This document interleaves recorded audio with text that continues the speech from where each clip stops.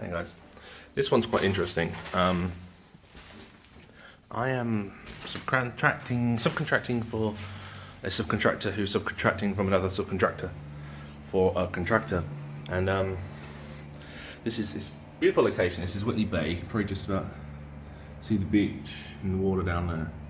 Beautiful location.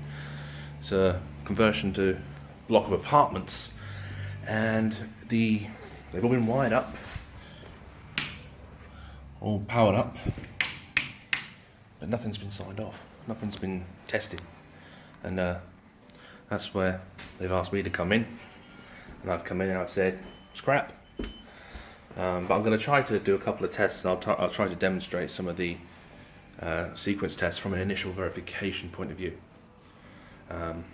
First of all, there's power on. That shouldn't happen. This should always be signed off before the power is energized, especially for other people to use. Contractors are using the supply, which is a bit naughty. Saying that, I don't think the quality of the contractors is that good, really. Yeah. Look at the leads that they've got here. It's very subpar. But let's just have a mooch and see what we can find and see what tests that we can do. Alrighty, let's get on with it. Well, first observation is they've got one of these lovely new Schneider Easy 9 Amendment 3 compliant consumer units, but it appears as if the person who's installed it has never actually heard of Amendment 3 or has no idea what the fireproofing is all about. And that's an armoured. Yeah. So there's two problems straight away. This board isn't properly installed to Amendment 3 and this, I don't know what this armoured's just crap, isn't it? So there's two things that's going to stop this getting signed off before we even really look. See what else we can find. Okay, so I just use a normal blank generic scheduler test results when I'm doing this testing. I don't carry a laptop around or any kind of nonsense like that. So the first thing I do is do the supply characteristics. I'm in apartment number 10, so I'm going to take the ZS at dB and I'll do the IPF at dB. The ZE will be measured right downstairs at the landlord supply, so I'm not going to disconnect the earth here because there's no point. This is a ZS at dB, not a ZE test. I've got my tester set to 2 lead high current loop, and I got my mains off because I'm not happy about the system yet.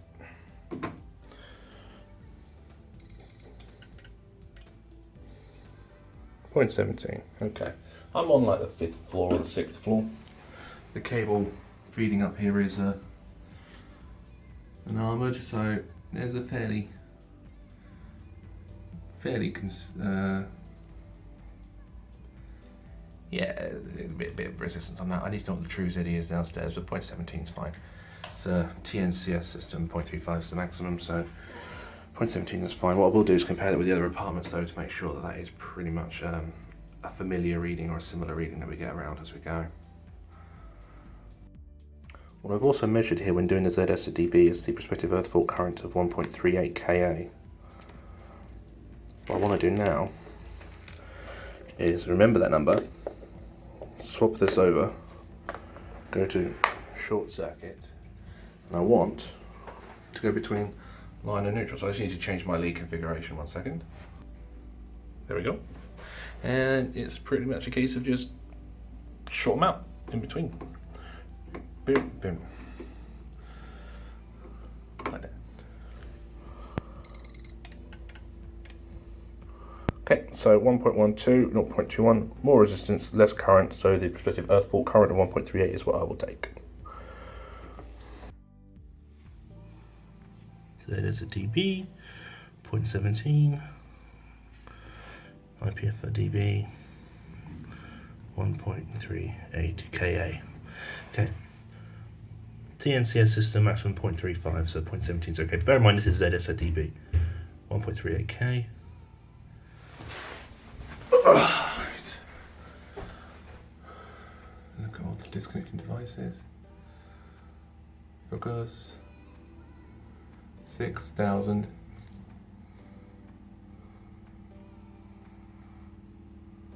So they're all 6K.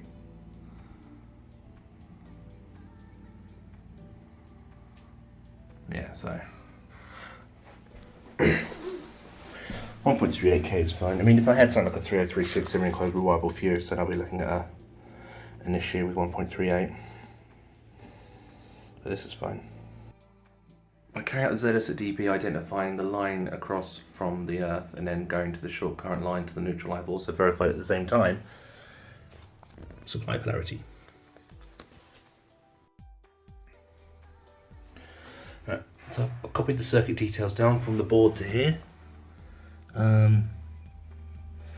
Okay, there are 2 lighting circuits but no further details, so when I do the testing on those I'll probably update the labelling to match that, so that users of this installation can actually identify one line circuit from the other. Otherwise everything's fairly simple.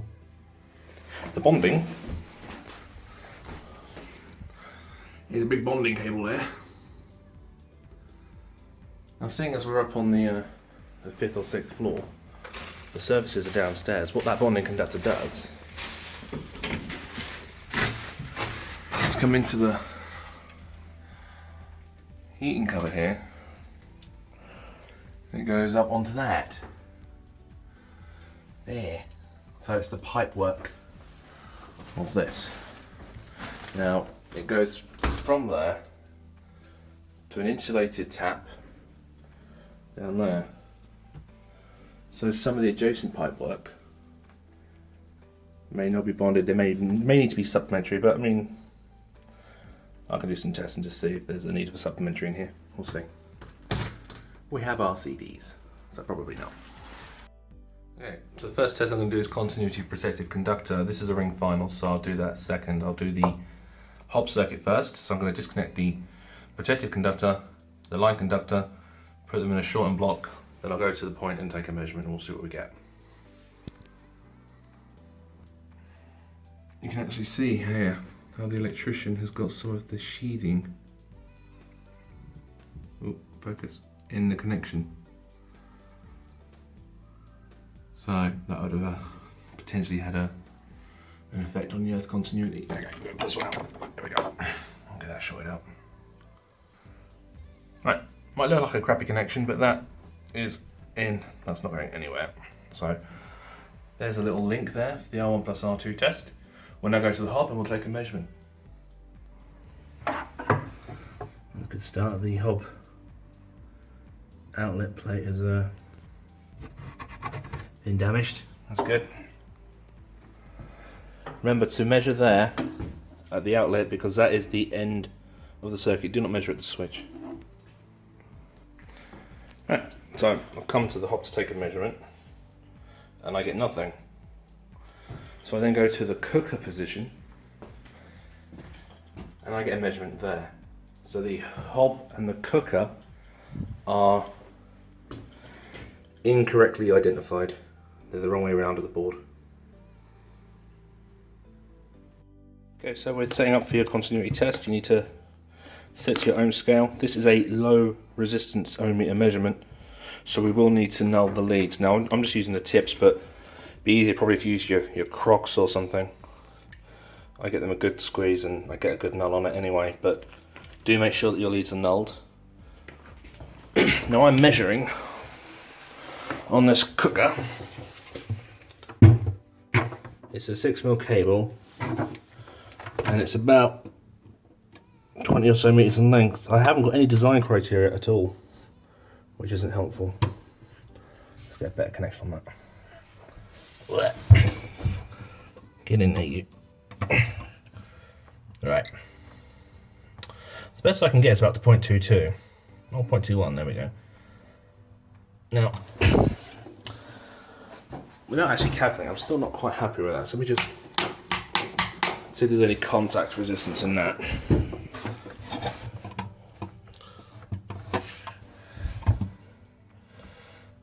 Come on. Nope. Still there.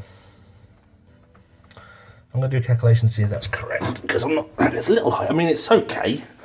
The Earth is continuous. It's just a reading that Oh, normally it's supposed to be a bit lower for a 6mm cable of this length.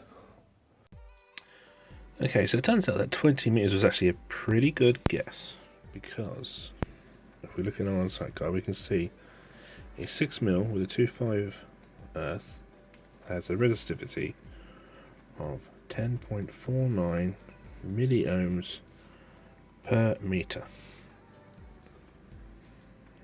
Resistance meter of R1, R2 milliohms per meter, 6mm, 2.5, 10.49. So if we have 20 meters times 10.49 over 1,000 to go from milliamps to ohms, that gives us 20 times 10.49 equals that over 1,000, 0.21. So yeah, good guess. Right, when you're doing your protective conductor testing on your luminaires or your lights, do them on your switch line. So you have the longest, obviously, resistive path, but also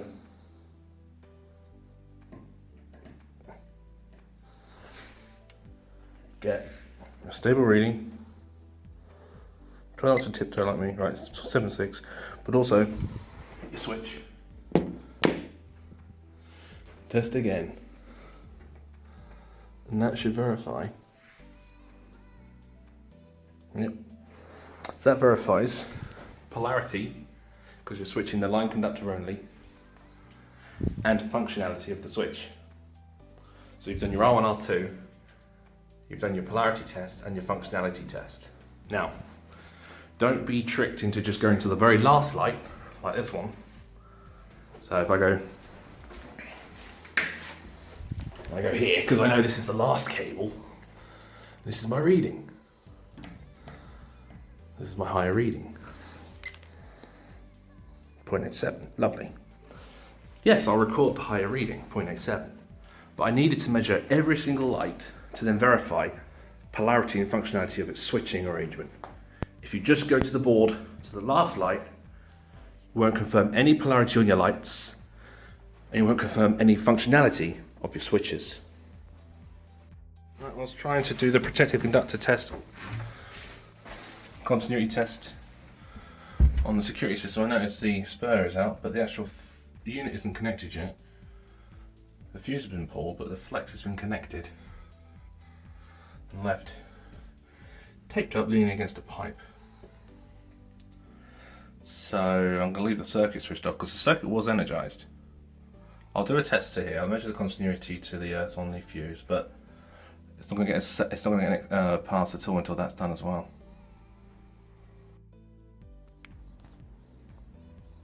Okay, so my continuity values are done.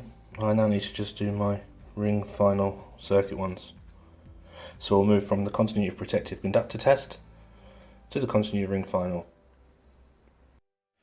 Okay, so again we'll check our battery level and run our leads again, and we'll get the first circuit disconnected. Okay, so the instrument's nulled, but first I've got to disconnect these ring final cables, and this electrician's put brand new system 1 sheath over to earths. What a joke. Right, so this is the next apartment. We've got the fuse board in this one above the heating. Got a light. It's good. We've got all the electrics already in use, and no isolator switch for that fan. And through here we've got another bedroom. Everything's live, everything's being used. Not been tested yet. Lovely view from this one. Already baked. And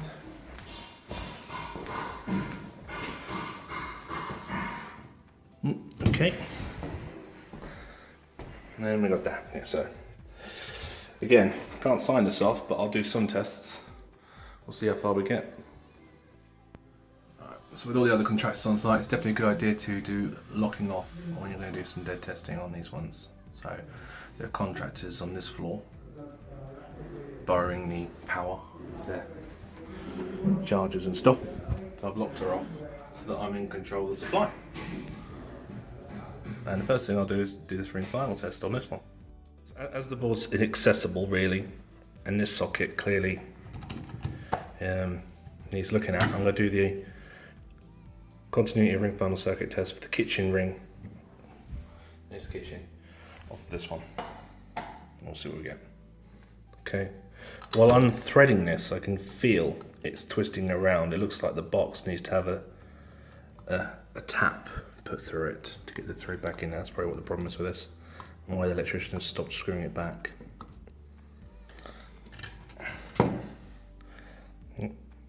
See, the thread's gone on that, and it looks like that lug needs to be retapped through. So when I'm done with this, I'll leave the right one tightened as much as I can without cracking it or anything, and I'll put in a request for the electricians to come and thread this one. Okay. Notice our electrician's done this again. Lazy bastard. Okay, so strip that off, separate one cable from the other. So there we go.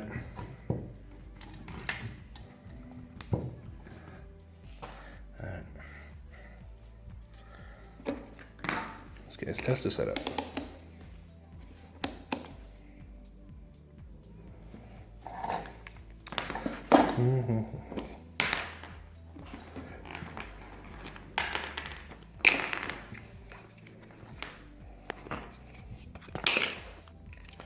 Okay, so let's remember to do the lower jaw to lower jaw.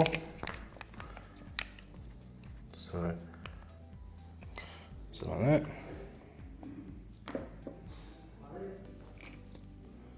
Hold it. Test it.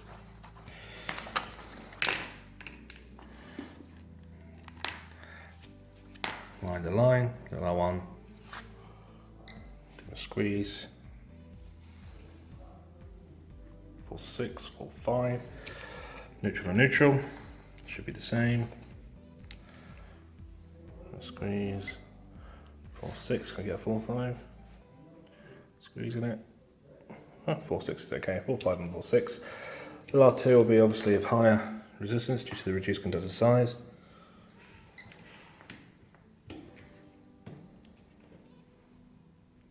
Not in this case. So in this case, we have 0.3 ohms. Now the reason being, at the socket outlets, these are connected to the back boxes. So it's likely that they go to a common box again with a bond. Interesting. So I've just spoken to the electrician who's confirmed to me there is a joint box up here for the power, where they decided that the kitchen breakfast bar socket would need to also come off of the kitchen ring. So what they did was bring that socket cable up to a joint box with that one. So what they've done in there, in the joint box, is they've kept the lines and the neutral separate, so I have a ring, but they've put the protective conductors to a common connection, which is why my protective conductor to protective conductor resistance is a lot lower in resistance than my lines. Nevertheless, we still will do the R1, R2 here, so what I'm going to do is just use the socket outlet as a joint box, and I'll connect the line of one leg with the protective conductor on the other leg into the same terminal. Okay, so this leg's protective conductor is connected in with the line of conductor of this leg, and this leg's protective conductor is connected with the live conductor of that. That gives us our figure of 8. what I'll now do is get my plug lead adapter into here and zero that out. Okay, so I've got my 13 amp lead adapter here. Obviously I'm doing a test from R1 to R2, so I want, on the continuity scale, the line and the earth. When I do R1 RN, I'll be swapping the neutral for the green to go onto the negative. I will not be testing it into there because then there'll be no continuity measurement between line and neutral measured. This will have to go into there for R1 plus RN. But for now, I can null this either with my trusty £50 fluke adapter thing, which is very hard to put in one-handed. Hang on. There you go. Alternatively, and probably easier, is this screw I've just taken out the socket. Just hold that on there firmly, and properly.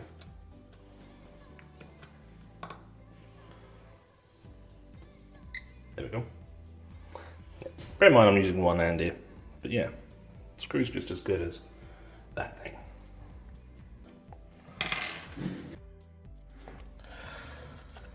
So the 0.45 little r1 and the 0.3 little r2, little r1 plus little r2 over 4, I'm looking for about 0.18 reading. So there's my link down there. I'll just do a couple of these sockets here. Here's my nulled adapter into one.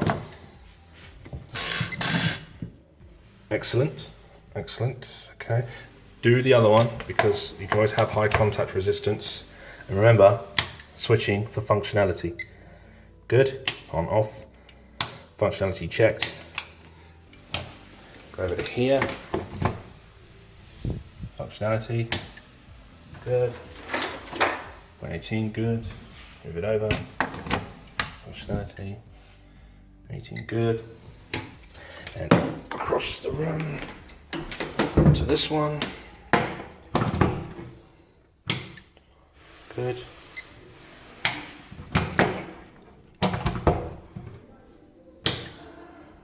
Good. Okay. So we've got a very good value. So that's fine. So we've got continuity of the protective conductor. This hasn't yet verified polarity though, because I could have reverse polarity here. I know that line and earth are here, I don't know which way round they are. But then when we do the R1 plus RN test here, and we go round, we'll confirm polarity at the same time. So a quick swap here of the protective conductors for the same cable's neutral. So this leg's protective conductor will be swapped with its neutral there. And then this neutral will be brought over to this one here. And like so. Good stuff. And remember, I need to move around this lead. It's still on continuity, but I need to measure from line to neutral. So I need to move this over for this. So I now measure between the lives. Now I had 0.45 and 0.46. So I'm looking for little r1 plus little rn over 4. As they're the same value, it's basically half of one value. So I'm looking for about 0.22, 23. 2-1, 2-1,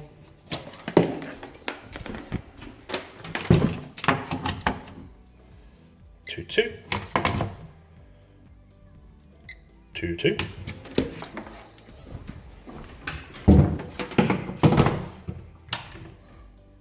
2-2,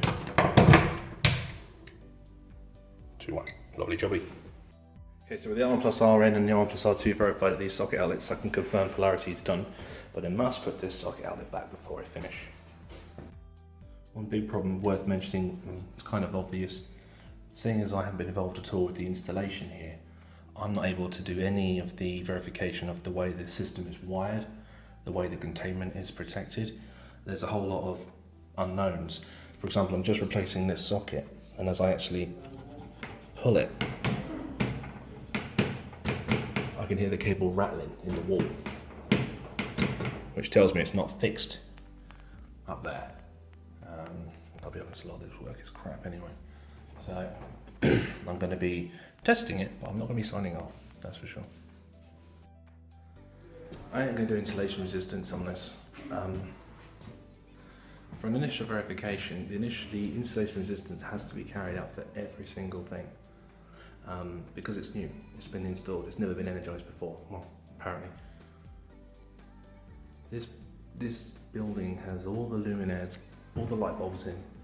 It's got the smoke alarms in, it's got the downlights in, it's got the appliances in, it's got the hobs in, it's got the boilers in, it's got the heating systems in, it's got the security systems in.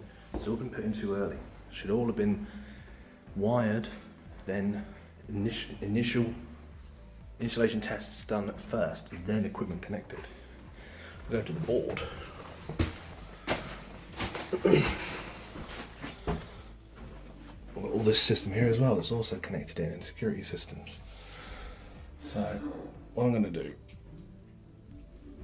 is carry out an insulation test to just the socket outlet circuits and the feeds to the light switches. I can't do much else. Can't do much else about it. I'll be contacting the contractor, the electricians,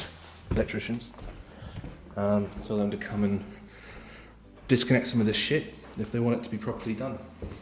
I'm not going to do part of an insulation resistance test, that's for sure. Right, so pretending all the equipment has been disconnected. Let's say there are no light bulbs in. What you would do is you'd switch on every switch. You'd switch on every load, to the outlet, assuming the load hasn't been connected. So everything is switched on, so all of the final circuitry is in circuit. Now remember, if you have two-way switching, you have to do the test to the live conductors and earth twice because of the strappers. You have to do it once, switch a switch, do it again. So let's say we've gone around, we've switched all of the switches on, and there's no equipment connected, no shower, no oven, no dishwasher, no nothing. You come back to the board, you've got to disconnect these quickly, but you'd have your tester set up on insulation, 500 volts. We go to 250 if we're worried about SPDs or sensitive devices, but we shouldn't go to 250 by default. Main switch off, all circuits on, turn the RCDs off if you want, and we'll crock on to the buzz bar there for the live. So, like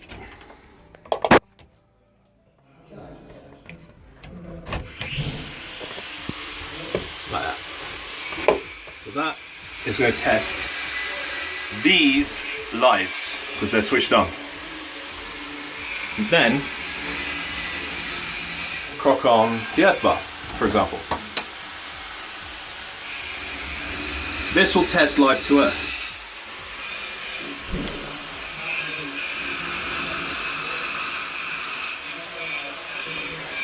You then move it across to the neutral. You can get on there.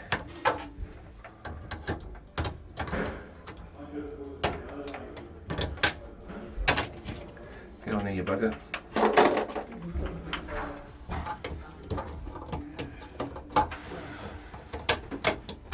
Get on there, you bastard. There we go. Let's line the neutral.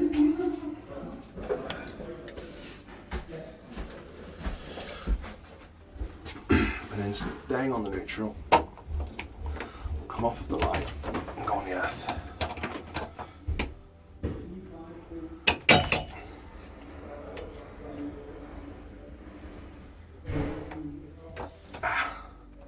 There we go. And that's neutral to earth.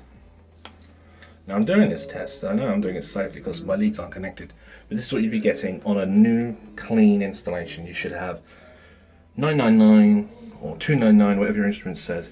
If you have anything that's 0.24 or 0.60, then you've got a load in circuit, like a light bulb or something like that. If you've got 000, you've got a short, you've got damaged cabling. Okay. Once you've done this side, you then have to do it on this side for the live bar and the corresponding neutral bar and earth to the two. But you wouldn't have to do neutral to earth on this side. Make sure you move your neutral over to that side. I'm going to do a better installation resistance video when I can actually reach over there in another build. Last department. This one wins for views.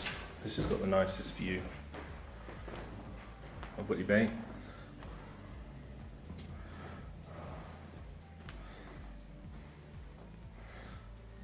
It's just a shame it's so freaking dangerous inside. There you go. Another 17th edition board.